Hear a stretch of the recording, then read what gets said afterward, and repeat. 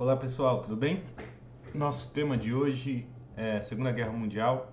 Vamos fazer uma breve passada aqui pelos principais conflitos, pelas alianças formadas e tentar entender um pouquinho o que foi até hoje o maior conflito bélico, né, já existente na história, concentrado, né, num espaço de tempo aí de em torno de 5 a 6 anos e que levou o maior número de vítimas já constatada numa guerra, tá? Então, Segunda Guerra Mundial, vamos lá. A gente vai falar um pouquinho aqui de antecedentes, tá? Alguns momentos aí pré-guerra que são extremamente importantes. Então, desde 35 aí, né, com a ascensão dos governos nazifascistas na Europa, desde os anos 20, na verdade, né? Já passamos por isso na última aula. Quem não assistiu, confere lá, tá? Tem bastante informação aí desse contexto da ascensão dos fascismos, do nazifascismo, do salazarismo, também Guerra Civil Espanhola. Do outro lado, o contraste com o regime stalinista, né, que vem numa fase de crescimento e expansão, também aí chegando próximo à Segunda Guerra Mundial. E aí a gente começa a entender os acordos e relações entre esses países e potências, né? E tem também a tentativa de França e Inglaterra de minimizarem os danos causados, né, vamos dizer, por conflitos com esses países. Então, você tem um ataque à Etiópia em 1935 pelo Mussolini, que recebe carta branca, né, inclusive de países como França e Inglaterra para essa incursão no país africano. Há bastante resistência dos etíopes à tentativa italiana, que não é a primeira desde o século XIX, né? Já comentamos isso. E há uma ocupação, então, dos italianos nesse período. Há uma remilitarização da região da Renânia, que é próxima ali, a divisão entre Alemanha e França, o que mostra já, né, uma possibilidade aí de um conflito iminente. E há também o início da Guerra Civil Espanhola em 36. Forma-se um primeiro acordo entre o Mussolini e o Hitler, que é o eixo Roma-Berlim, né, um acordo inicialmente econômico e também de cooperação tecnológica e militar, né, da produção, da indústria bélica. Esses países já mostram uma aproximação desde antes, mas havia uma certa desconfiança, inclusive, do Mussolini em relação à mobilização de tropas nazistas em regiões próximas ali da Áustria, que seria a formação do que o Hitler chama de espaço vital, né, alemão, a expansão para garantir os recursos e a supremacia ariana. E nesse sentido, o que dentro da Alemanha está acontecendo, né, incluindo a caça aos judeus, né, as perseguições oficializadas pelo regime nazista, com as leis de Nuremberg desde 1935 também, né. Antes disso, né, o combate ao comunismo já era regulamentado, né, o comunismo já era ilegal na Alemanha, então esse é o panorama interno e externo do que está acontecendo. Seguindo um pouco, você tem um pacto anti-Cominterno. O que é o Cominterno, na verdade, né? Seria o comunismo internacional, a organização, né, de todos os partidos comunistas que participam dessas discussões num plano internacional. Então são os grandes congressos organizados, se chamam Internacional Comunista, né? E o Comintern é o termo como é utilizado aí para isso. Então, o pacto entre Alemanha e Japão anticomunista mostra uma aproximação e a formação do eixo aí está praticamente selada já em 36, embora com algumas desconfianças ainda. Roma, Berlim, Tóquio vão ser a formação do eixo, tá? O Japão, que conquista locais estratégicos no litoral da China e começa então um movimento de ocupação em direção à China, uma guerra que já havia se manifestado antes, essas disputas entre China e Japão, que vai ocorrer até o período da Segunda Guerra Mundial, então. Tá? Então é o que está acontecendo na Ásia nesse caso. A gente tem a Conferência de Munique, voltando para a Europa em 38, que revela essa política chamada de apaziguamento, né? Aparecem aqui os líderes, o Hitler, o Mussolini, junto com os líderes da Inglaterra e da França, Inglaterra mais aqui, né? E que vão de alguma forma tentar aí um certo apaziguamento. É o Neville Chamberlain, primeiro-ministro inglês, que conduz uma política de tentar evitar os novos conflitos, né? e aqui o francês, o Hitler e o Mussolini ao lado. Isso implica aí já em expansão dos nazistas. Essa conferência até permitiu, né, que o Hitler continuasse sua política de anexações, vai em direção à região da Áustria, o Anschluss, né, que era um território próximo do antigo Império Alemão, do Segundo Reich, e anexa os Sudetos também, que era uma região da Tchecoslováquia, né, e depois ele continua essa anexação das regiões tchecas e torna o país praticamente mais uma província aí do Império Alemão, do Terceiro Reich, né.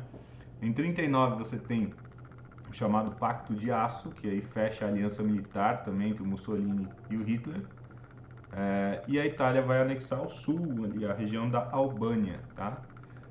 E, por fim, você tem um pacto de não agressão entre a Alemanha e a União Soviética, né? Que é representado pelos ministros do exterior Ribbentrop e Molotov. E nesse sentido, haveria um plano já meio secreto de divisão da Polônia entre os dois países, tá? Mas de não agressão inicialmente entre dois, que a gente sabe são países de ideologias e de políticas bastante adversas, né? E no dia 1º de setembro, então, há a invasão à Polônia, algo que tinha sido negociado na Conferência de Munique, para que não houvesse novas anexações, além dessas que a gente já comentou, mas o Hitler, de novo, desobedece aquilo que foi acordado e vai para cima da Polônia, arrasa o país na chamada Blitzkrieg, né, na Guerra Relâmpago, em poucas semanas, e começa já a executar e a mandar para campos de concentração os judeus também da Polônia, né? Então aí a gente vai ter Varsóvia, o gueto de Varsóvia, e uma série de outros locais onde eles vão ser, para onde esses perseguidos, né, serão levados, tá? Na sequência, a gente vai ver um pouquinho aqui das batalhas na Europa, algo que já descrevi um pouco na outra aula. Quem perdeu, volta lá, tá, galera? Mais alguns pontos principais aqui. Vamos começar pela divisão da região da Polônia, né, que está por aqui. Então você tem a União Soviética tomando uma parte, né, e os nazistas tomando outra parte do território. Nesse sentido, aquilo que foi definido, né, pelo Pacto de Não Agressão vai ser... Agora a gente vai ter, então, uma ocupação, né, a partir de 1940, do território todo aí em direção à União Soviética. Então, o que é importante notar? De 1940 em diante, você tem a Operação Barbarossa, como é chamada, a invasão, né, dos nazistas sobre o território soviético, e aí algumas batalhas importantes. Cidades como Leningrado, Moscou e também Stalingrado serão cercadas. Moscou não chega a ser tomada, mas Leningrado sim, tem muitos ataques sobre a cidade, e depois Stalingrado, são cidades industriais importantes, né? Leningrado hoje é São Petersburgo. E você tem o início dessa reação, principalmente entre 1942 e 43, né, em fevereiro ali, janeiro, fevereiro de 43, a reação dos soviéticos em Stalingrado, que começam a expulsar as tropas nazistas em direção de volta à Alemanha, né? Então esse mapa mostra aqui o auge da expansão do eixo, na verdade, né? E um segundo momento vai ser de contra-ataque. Então o que vai acontecer? 42, 43, aqui aparece, ó, tomada na ofensiva soviética em inverno de 41 para 42, já começa a retomada da ofensiva nazista, né, nesse caso, em direção à União Soviética, e 42 para 43 eles começam a recuar, né? Isso vai até 1945 lá na Alemanha.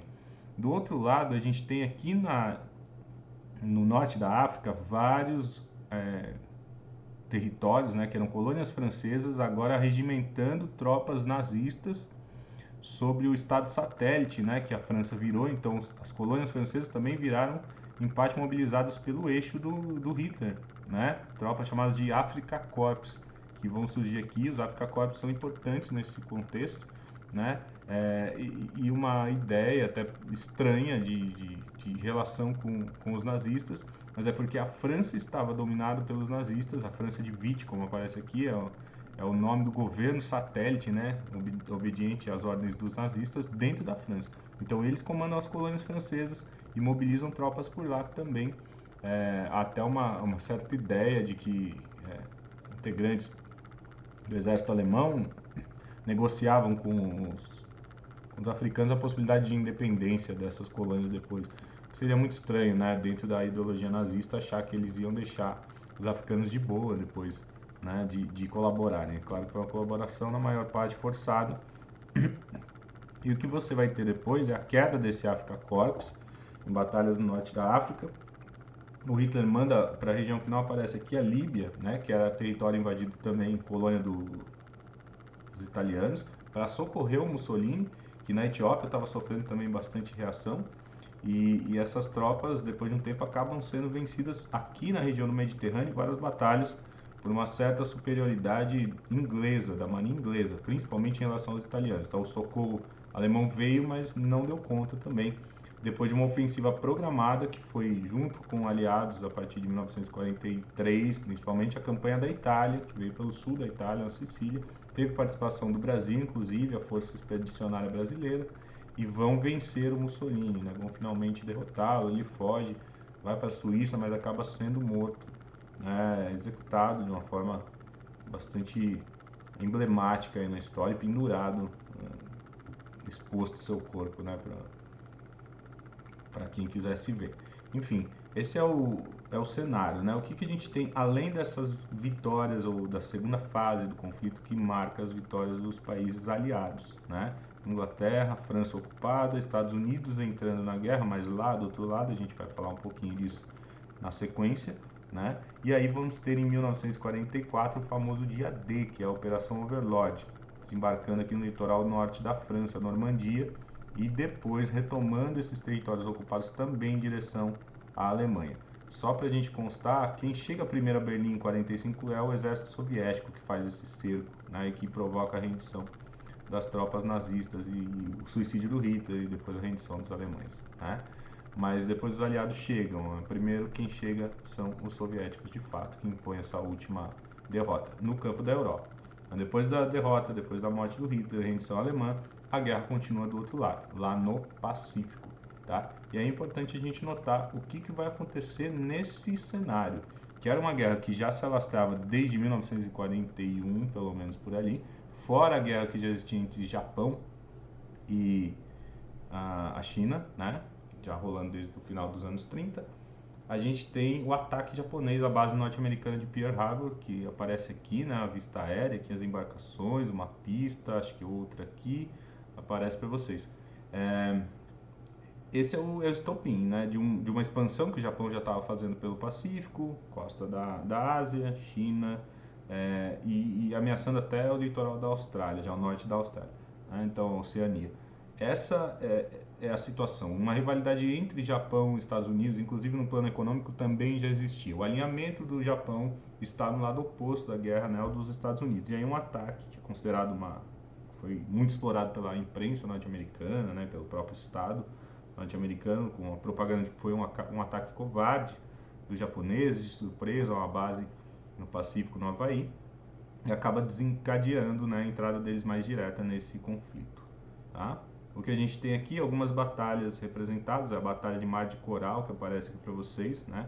Nessa região aqui, onde os americanos conseguiram neutralizar navios cruzadores importantes dos japoneses, mas também sofreram baixas, tá? E é o primeiro movimento para mudar aí a configuração desse cinturão que o Japão dominava, né, aqui todo. Vê que ameaça a região próxima da Austrália também, né? Há uma participação da Austrália nessa batalha, junto com os aliados, tá? E depois você vai ter a batalha de Midway, que é essa aqui, ó, mais ao norte, né? No meio caminho aí entre o Havaí e o Japão, em que é uma nova vitória norte-americana. Aí de 42 para frente mostra essa reversão de forças para o lado dos aliados, como acontece também basicamente na União Soviética, né? E norte da África, eles vão fechando o cerco, tá? Entenda isso, de 43 para frente até 44 com a Operação Overlord, que é bem importante, e até 45. Beleza, gente? O que a gente vai ter, por fim, é a rendição japonesa após o Holocausto Atômico, né? Um projeto que já acontecia nos Estados Unidos desde 41, chamado Projeto Manhattan, e uma ideia de aproximação até do cientista importantíssimo Albert Einstein, que recomenda aceleramento desse processo ao presidente, na época o Roosevelt, né? No final da guerra aqui quem estava no poder nos Estados Unidos era o Truman, mas esse projeto foi à frente. Um físico chamado Oppenheimer é que conduziu aí, liderou principalmente os testes no deserto do Novo México, nos Estados Unidos, e um único teste foi feito antes deles lançarem a bomba sobre Hiroshima e depois Nagasaki, né? Então aqui a cena das duas bombas detonadas, que mataram, somando aí instantaneamente, em torno de umas 300 mil pessoas, pelo menos, fora tudo que veio depois, né? As consequências do contato com a radiação, os problemas durante gerações no Japão, né? E algo que é bastante emblemático na história japonesa. Enfim, é isso, para a gente ter uma primeira aproximação aí sobre Segunda Guerra Mundial, tá? E consultem as aulas anteriores também para entender o pré-guerra. Beleza, galera? Ficamos por aqui, abraços e até a próxima.